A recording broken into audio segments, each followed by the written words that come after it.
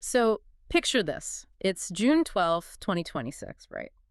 And a 28-year-old kid from Greenville, North Carolina, essentially becomes a paper billionaire. Yeah, which is just wild to even think about. It's completely wild. I mean, his holding company reached this staggering $5 billion valuation. $5 billion. Right. And yet he claims he has less than $1 million in his personal bank account. Like, he actively has to borrow money from his mom to buy lunch sometimes. It's the ultimate paradox. Totally. So welcome to today's deep dive. If you're listening right now, you probably already know who we're talking about. We are looking at Jimmy Donaldson, universally known as MrBeast. The one and only. And our mission today is to look at how he achieved something that honestly no one thought was mathematically possible. He became the very first individual creator to cross 500 million YouTube subscribers. And just think about that number for a second. 500 million people. It doesn't even sound like a real metric. It doesn't. If you're listening to this right now, just try to visualize that. That is significantly larger than the entire population of the United States. By a lot, yeah.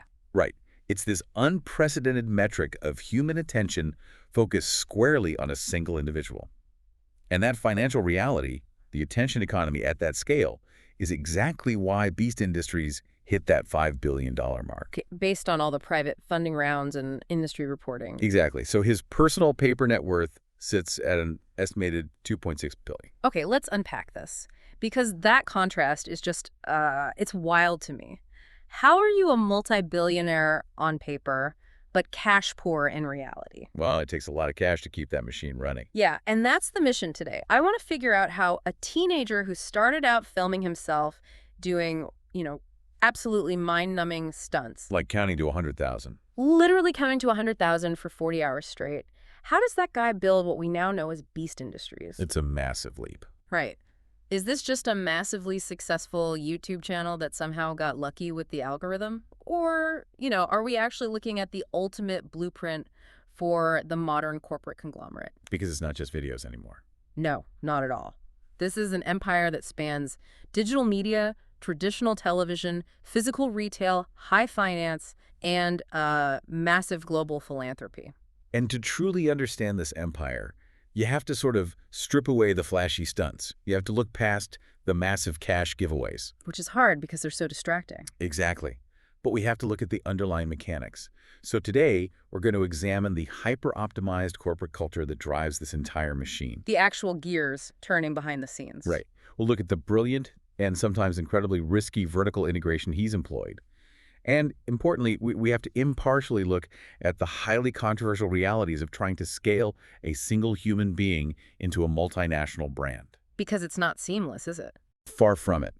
When you try to force a digital creator model into traditional corporate infrastructure, the friction generates a massive amount of heat. It definitely does. But the thing is, the problem with spending $5 million on a single video just to appease the YouTube algorithm is that ad revenue eventually hits a ceiling. You literally run out of inventory. Right. So before we can even touch the billions of dollars, the consumer products or the streaming deals, we have to understand the engine that actually generates all those views. The core product. Exactly. You don't capture 500 million subscribers by accident.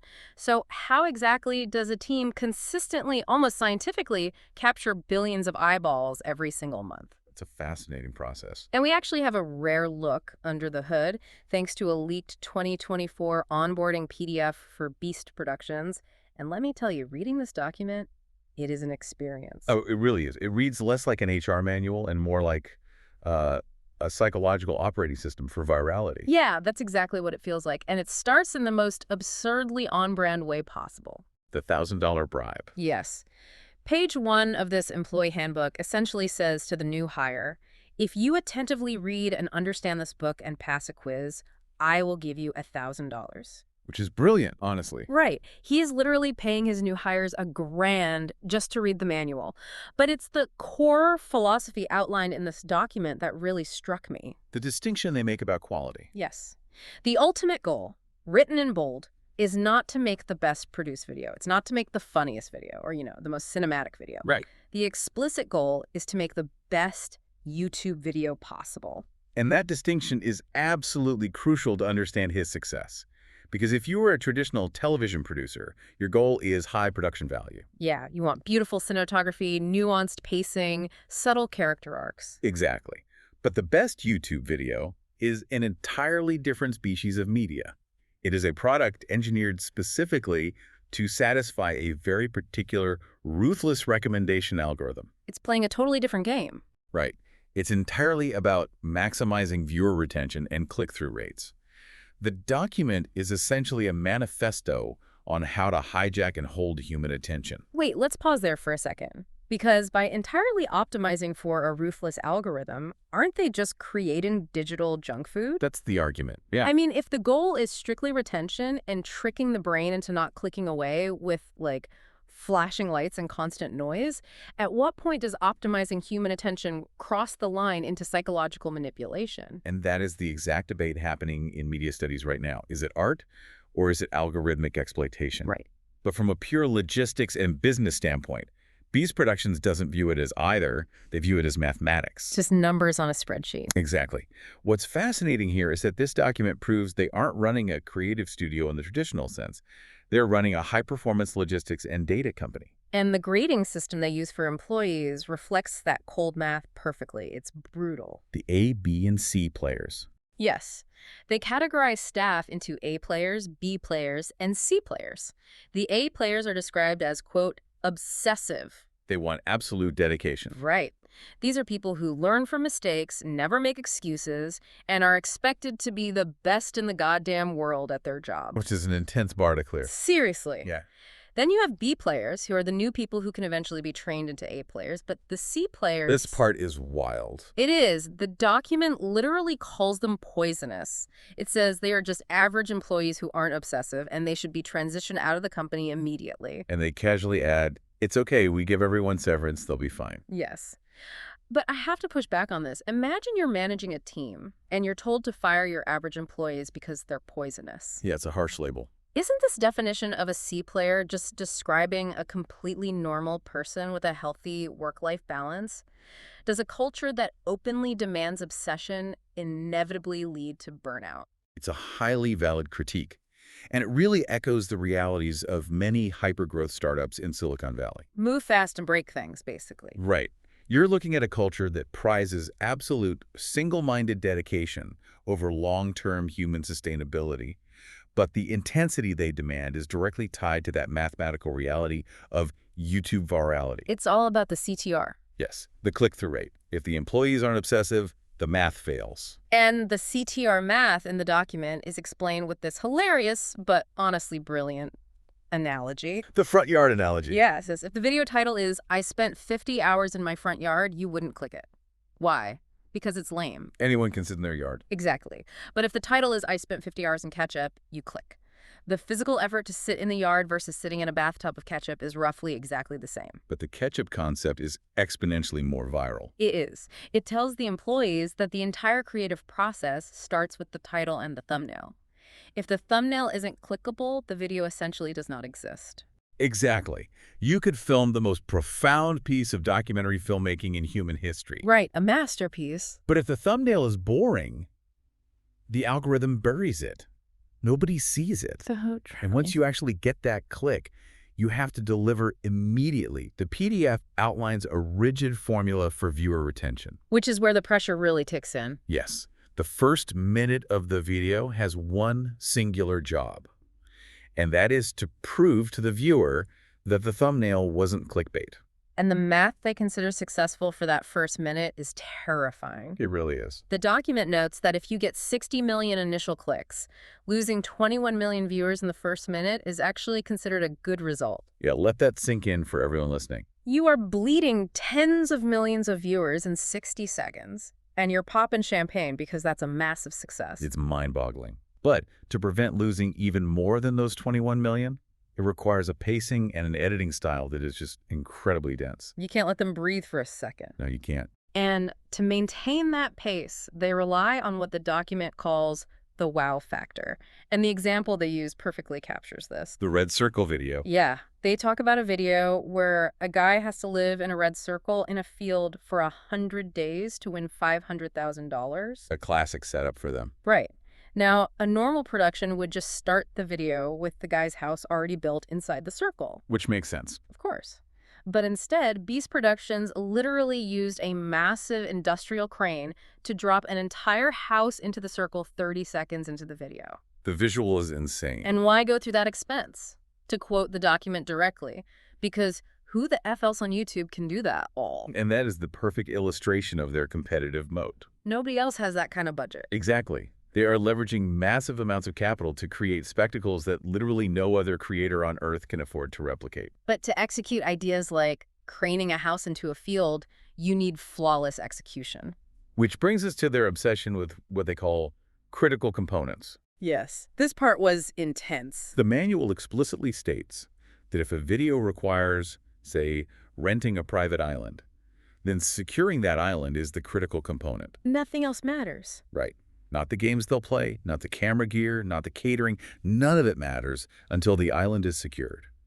And employees are instructed to check in on critical components 10 times a day. 10 times a day. I mean, the document literally says protect it at all costs, treat it like your baby. You can't leave it to chance. No. It says if it requires shipping a crucial prop, do not trust standard mail. Pay someone to physically drive it across the country. Because you do not coin flip $1 million video. Exactly. And if the team doesn't know how to do something, they rely on what they call cheat codes. Yes, the consultants as cheat codes philosophy. I honestly loved this part. It's so smart. It's incredibly pragmatic. If you need to bake the world's largest slice of cake for a video, don't waste time trying to figure out the chemistry of industrial baking yourself. Because you probably fail. Right. Just hire the person who baked the previous world's largest slice of cake. They've already made the mistakes. They know the exact temperature the oven needs to be. Exactly.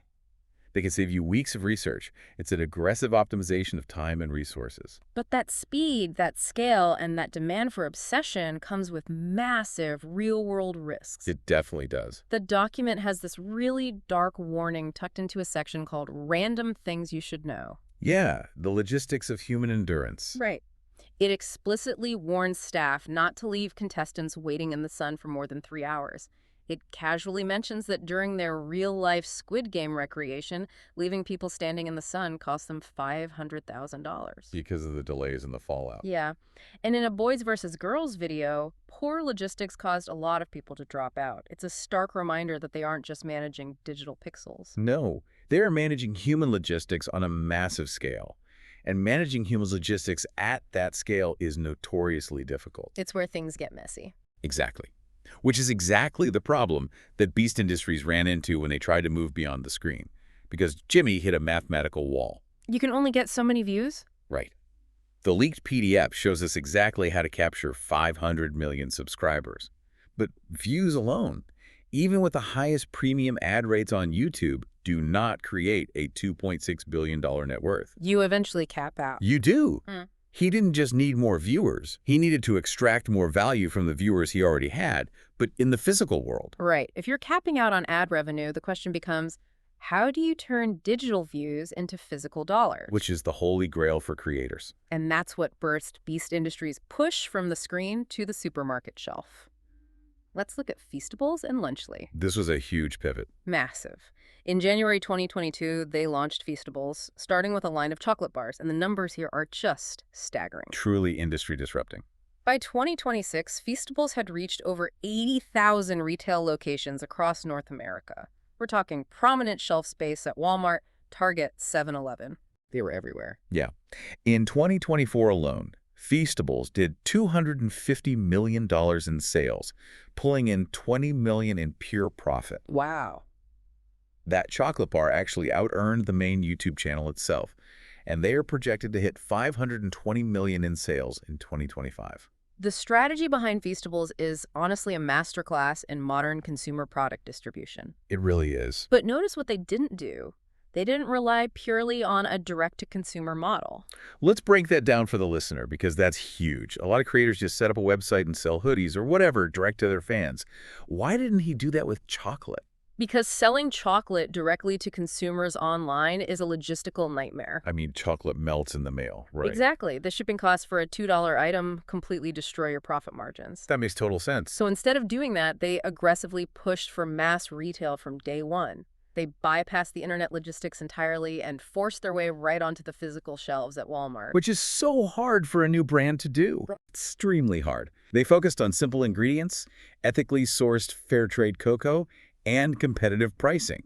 They price it between $1.99 and $2.49. So they weren't trying to be some luxury boutique chocolate. Not at all. They didn't position it as some limited edition novelty item that a fan buys once and puts on a shelf. They positioned it to directly compete with Hershey's for your everyday afternoon snack. And then in 2024, they doubled down with a joint venture called Lunchly. This was a brilliant crossover. He teamed up with Logan Paul and KSI to create a direct rival to Lunchables. Leveraging all their audiences at once. Right. They took Logan Paul's Prime Hydration drink, a Feastables chocolate bar, and food items like pizza or nachos and packaged them into a single snack kit. A total lunchbox takeover. Yeah. But here's where it gets really interesting. The marketing loop. This is the genius part. Beast Industries spends $0 on traditional advertising for these products. Zero. Which completely upends the traditional legacy brand model. Absolutely. If you are a legacy brand like Hershey or Nestle, you are spending a massive percentage of your overall revenue on television commercials, billboard space, and digital ads just to acquire a customer. It's a huge expense. Massive. Beast Industries bypasses that entire expense. They utilize a creator-to-consumer economic model. Exactly. Instead of buying a $7 million Super Bowl ad, MrBeast just recreates Willy Wonka's chocolate factory in real life. Which is way more engaging anyway. He builds a literal chocolate waterfall, brings in Gordon Ramsay to judge a dessert contest, and offers the winner a choice between owning the actual factory or taking $500,000 in cash. It's an insane spectacle. Then that video gets over 100 million views. It's arguably the most entertaining commercial ever made, but it's disguised as flagship content. Right. The YouTube video pays for its own production costs through AdSense. And it simultaneously drives millions of kids to Walmart to buy the chocolate. It's a brilliant mechanism because it incorporates gamification into the physical shopping experience. Oh yeah, the golden tickets. Yes. They ran sweepstakes with physical golden tickets hidden inside the chocolate bars. Just like the movie. Exactly. So suddenly, a mundane Tuesday evening trip to the grocery store with your parents becomes an interactive treasure hunt. That's so smart. It creates a parasocial loyalty to the brand that a traditional corporation simply cannot buy, no matter how much they spend on marketing. They could spend billions and never get that kind of organic hype. Exactly. By eliminating the customer acquisition cost, because their marketing is profitable content, their profit margins are estimated to be twice the industry average. It sounds invincible. I mean, you make a video, sell the product, use the profit to make a bigger video. It's a closed loop. In theory, yes. But scaling physical products in the real world isn't always a smooth ride. Which brings us to the cautionary tale of the empire, MrBeast Burger. Oh, yeah. The burger situation. Because when you lease out your brand rather than controlling the factory yourself, things can get really messy really fast. Indeed, they can. The difference between Feastables and MrBeast Burger is the fundamental difference between vertical integration and brand licensing. Totally different models. Right. With Feastables, Beast Industries controls the recipe, the manufacturing, the packaging, and the distribution. With MrBeast Burger, they utilize what's known as a ghost kitchen model. Let's clearly define how a ghost kitchen operates for the listener because it's a fascinating concept. It was a big pandemic trend. Yeah, so MrBeast Burger launched in December 2020, right in the thick of the pandemic. They partnered with a company called Virtual Dining Concepts, or VDC. Right.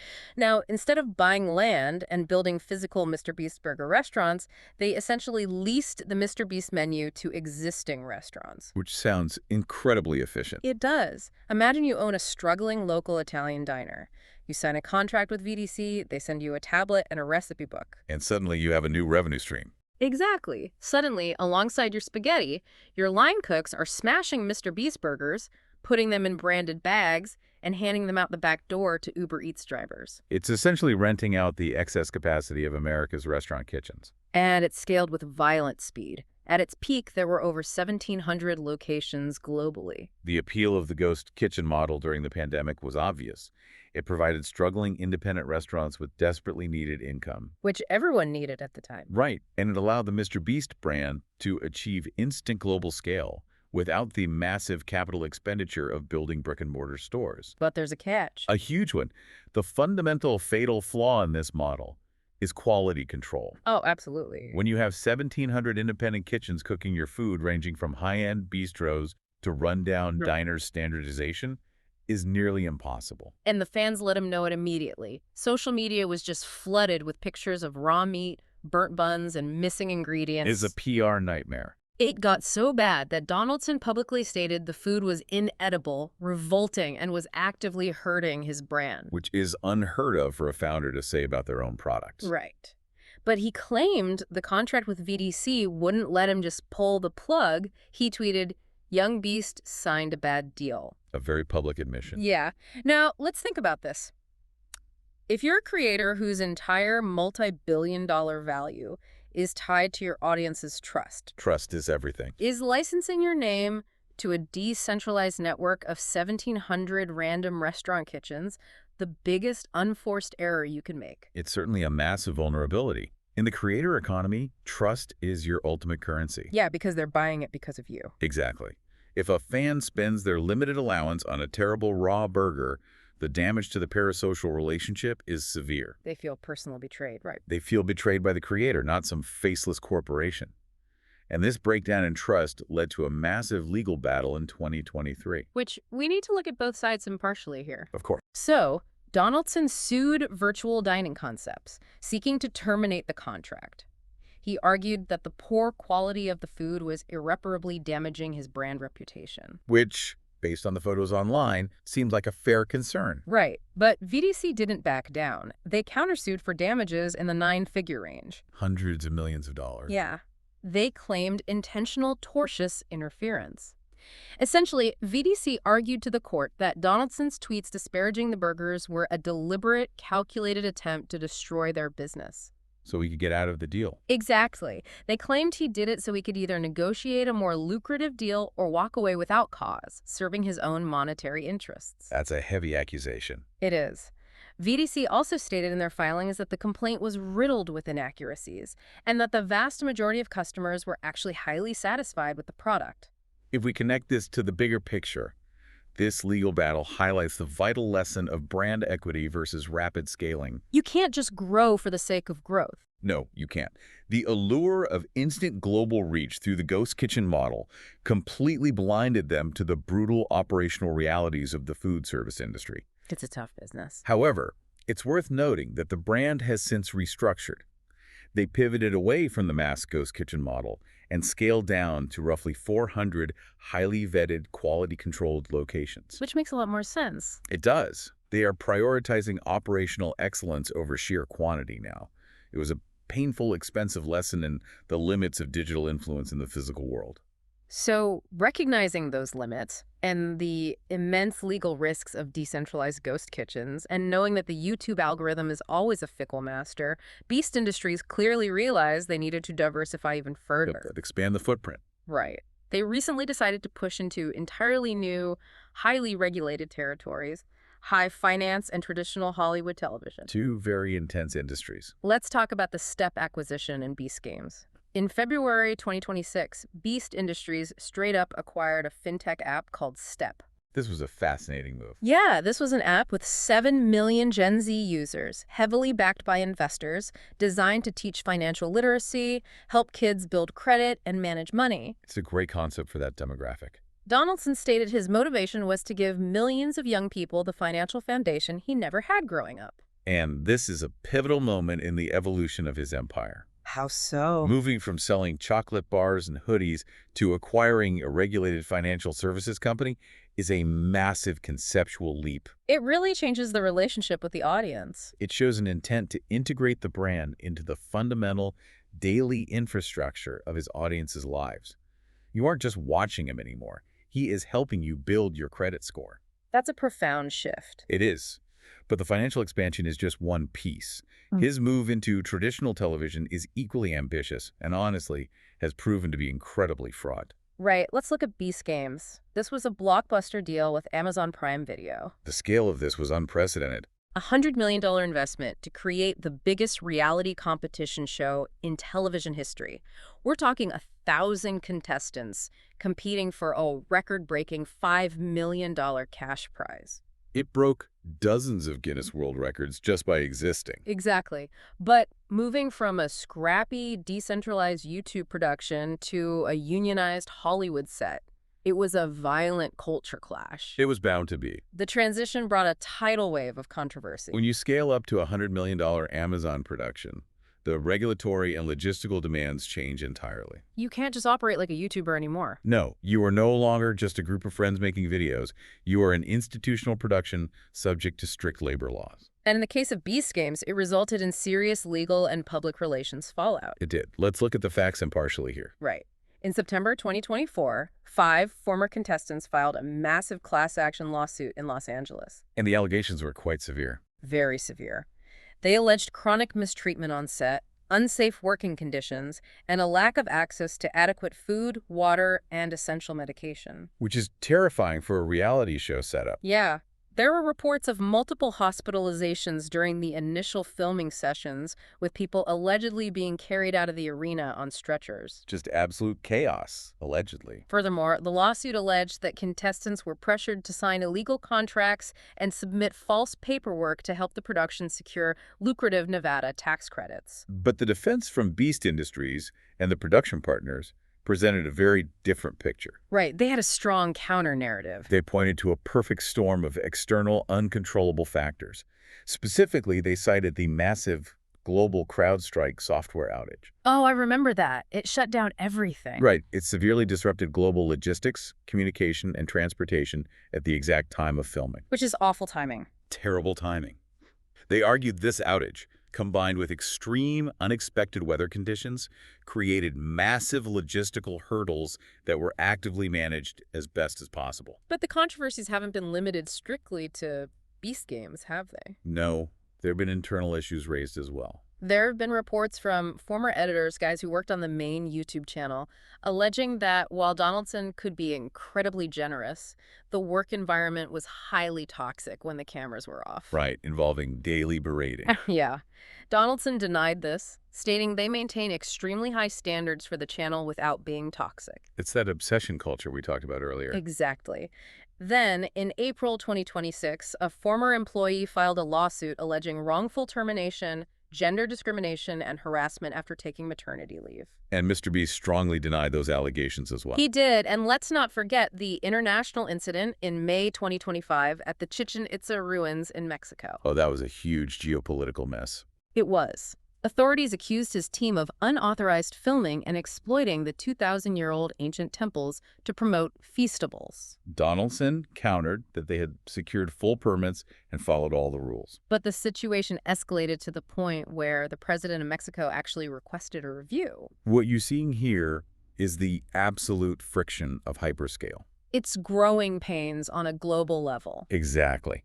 You have a 28-year-old managing an enterprise with over 250 employees, spending $5 million per YouTube video, operating at an institutional level that has completely outgrown the traditional creator infrastructure. It's a corporation operating at the speed of a startup. Which brings up a fascinating paradox regarding his personal wealth and the financial structure of this entire operation. The cash-poor billionaire thing. Yes. In January 2026, Beast Industries received a $200 million investment from Bitmine, valuing the company at $5 billion. Huge numbers. Yet, as you mentioned in the intro, he claims to have less than $1 million in the bank and borrows money to buy lunch. How does that actually work mechanically? I'm genuinely asking. It's all about cash flow. How do you have a company worth $5 billion generate an estimated $600 to $700 million in annual revenue across all these businesses, feastables, YouTube sponsorships, and have no cash on hand? Because of his relentless, almost pathological commitment to reinvestment. He puts it all back in. Every single time. He operates on a model where 80 to 90% of all revenue generated, whether that's from YouTube AdSense, brand sponsorships that command $2.5 to $3 million per integration, or feastables profits, is immediately funneled right back into the next production. He is constantly rolling the dice. Betting the entire house on the next video being bigger than the last. His wealth is entirely illiquid. It is locked up in the equity of Beast Industries. So he can't just go buy a yacht. No. Yeah? Unless he sells a significant portion of the company or takes it public on the stock market, that $2.6 billion net worth exists only on paper. It's an incredible high wire act. You're building a $5 billion skyscraper, but you're spending every dollar of rent on adding the next floor. Leaving nothing in the maintenance fund. Exactly. And despite all these corporate controversies, the billion-dollar valuations, the massive legal battles over burgers and game shows, the absolute core of the MrBeast public image relies on giving it all away. That's the shield. It is the shield that protects the brand from completely alienating its audience. Let's look at philanthropy as a self-sustaining engine. This is a really unique part of his business model. We all know the massive viral campaigns. He co-founded Team Trees in 2019, raising over $24.8 million to plant trees globally. A massive success.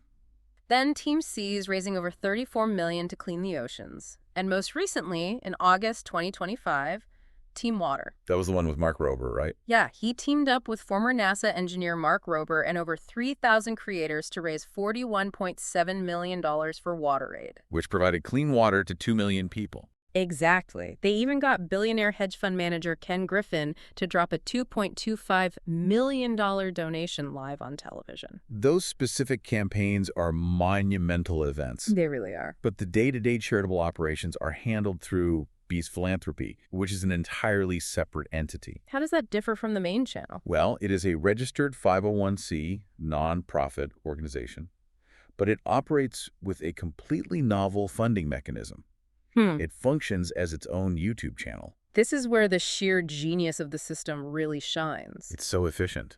Think about how a normal charity works. You ask people for money, you spend money on marketing to find more donors, and hopefully you have enough left over to do the actual charity work. It's a constant grind for donations. Right. Beast Philanthropy completely flips that. They go out and film the charity work, giving away 10,000 turkeys to families in Greenville, building 100 wells across Africa, or funding cataract surgeries to cure 1,000 blind people. And then they monetize the footage. Exactly. They edit that footage and put it on the Beast Philanthropy YouTube channel.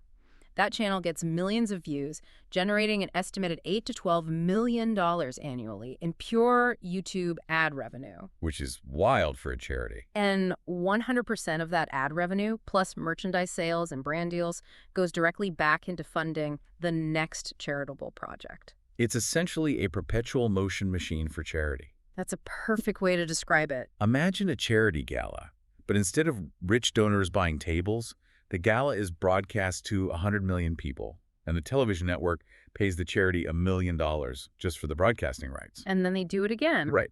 Then the charity uses that $1 million to throw an even bigger gala that helps even more people.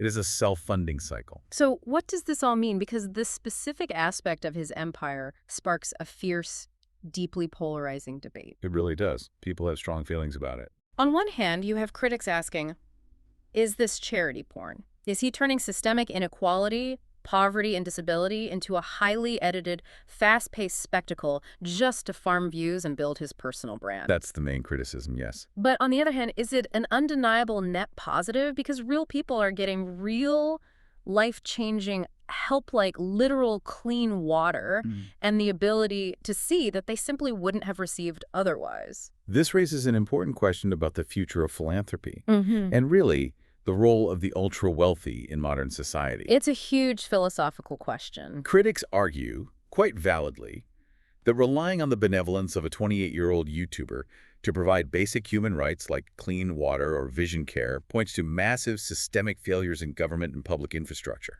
Which is hard to argue against. We shouldn't need a YouTuber to build wells. Exactly. The argument is that it commodifies human suffering for digital entertainment. But Donaldson pushes back on that. He does. Donaldson's counterargument is deeply pragmatic. He points out that he doesn't profit personally from the philanthropy channel, that every single dollar is reinvested into the charity. Right. He's not buying cars with that ad revenue. Exactly. And while he might agree that government action is required to fix long-term systemic issues, he argues that he is using the tools and the capital he has right now to help people who are suffering today, rather than waiting for a systemic fix. And from a purely analytical standpoint, we can't ignore the business reality of this charitable work. It is deeply integrated into the brand strategy. The philanthropic halo effect it creates around the MrBeast brand is invaluable. It opens doors that would normally be closed to a creator. Exactly. It makes major, highly risk-averse Fortune 500 brands desperate to work with him. It entirely justifies the $2.5 to $3 million price tag for a brand integration on his main channel. Because partnering with MrBeast isn't just advertising your product to kids. Right. It's aligning your corporate identity with global altruism. It provides an incredible layer of armor against the controversies we discussed earlier regarding the workplace or the lawsuits. Exactly. It's a holistic ecosystem where every single component feeds the other. A perfectly tuned machine. The charity work builds the brand equity and trust. That brand trust sells the Feastables chocolate at Walmart. The profit from the chocolate funds the massive $5 million YouTube stunts. And those YouTube stunts capture the billions of eyeballs required to launch the next massive charity campaign. It's brilliant. So as we pull all these threads together for you listening, Yeah. MrBeast isn't just a YouTuber anymore. No, that label's entirely insufficient. He is the pioneer of a completely new business model. He uses massive, hyper-expensive content, not as the primary product to sell, but as a loss leader marketing arm for physical retail products and financial services. It creates an unstoppable feedback loop. It really does. And his influence on the media landscape has been so profound that the industry literally coined the term the beastification of content. Oh yeah, everyone tried to copy that style. That loud, fast-paced retention editing style with flashing lights and zero pauses. Though, interestingly, even Donaldson himself recently admitted it might be time to move past that. Really? He's backing away from the formula. Yeah, he suggested moving past the overstim era of content and letting videos breathe a little more, shifting toward actual storytelling. Which shows a remarkable ability to adapt. He isn't stubbornly resting on the formula that got him here. He's anticipating viewer fatigue and shifting the paradigm again before his competitors can catch up. The key takeaway for anyone studying this, whether you're a creator, an entrepreneur trying to scale a business, or just a student of modern media, is the value of obsessive learning. Donaldson didn't get lucky. No, he spent years dissecting the algorithm before he ever went viral. He prioritized audience-first product development, solving the distribution problem before he even made the chocolate. And most importantly, he treats his creative work not as precious art, but as a hyper-optimized system. You know, we started this deep dive by talking about the shredded blueprint of traditional empire building.